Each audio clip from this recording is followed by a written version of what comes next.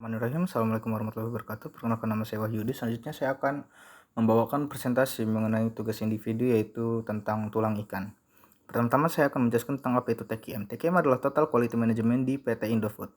Penerapan TQM di PT Indofood. PT Indofood sebagai salah satu perusahaan makanan terbesar di Indonesia menerapkan prinsip TQM untuk memastikan bahwa setiap produk yang dihasilkan memenuhi standar kualitas tinggi dan konsisten. Fokus TQM Indofood, kualitas produk yang aman dan higienis, kepuasan pelanggan, perbaikan berkelanjutan dalam proses produksi, keterlibatan semua karyawan dari manajemen hingga lini produksi. Langkah-langkah TQM di PT Indofood. Penerapan standar mutu untuk setiap produk, misalnya kadar air, rasa kemasan, pelatihan karyawan secara berkala untuk peningkatan keterampilan, dan pengawasan proses produksi secara ketat menggunakan HACCP dan ISO 22000. Penerapan sistem evaluasi mutu dan audit internal, penerapan umpan balik pelanggan sebagai dasar perbaikan, dan metode tulang ikan di PT Indofood Fishbone Diagram digunakan untuk mengidentifikasi akar penyebab masalah mutu seperti produk cacat atau ketidaksesuaian rasa. Oke, di sini saya akan menjelaskan terlebih dahulu metode tulang ikannya tidak bisa saya gambar secara utuh dikarenakan adanya kendala mengenai laptop.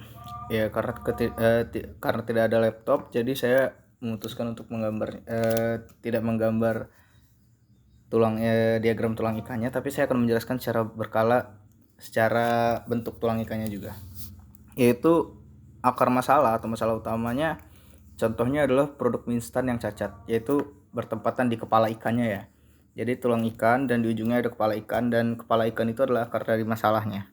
Masalahnya yaitu adalah produk mie instan cacat, misalnya mie patah atau kemasan bocor atau rasa berbeda. Kategorinya tuh ada di gambar tulang yang pertama itu ada human atau manusia.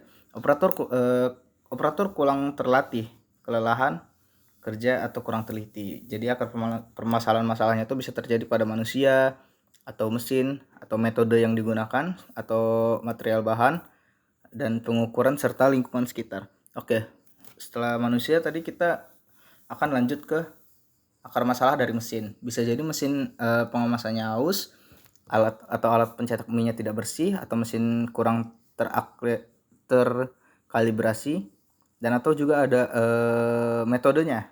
Metode yang digunakan ini kurang sesuai karena bisa jadi salah satu karyawannya tidak mengikuti SOP dengan ketat, perubahan prosedur tanpa sosialisasi, dan ada juga bisa jadi terjadi karena bahan bakunya, yaitu kualitas tepung yang rendah, bumbu yang menggumpal, atau bahan baku tidak seragam.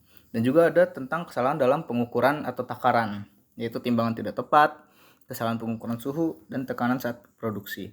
Selanjutnya ada juga environment atau lingkungan, yaitu suhu ruangan tidak stabil, area produksi tidak steril, dan kelembapan tinggi. Oke, sekian dari saya. Wabillahi taufiq wal hidayah. Wassalamualaikum warahmatullahi wabarakatuh.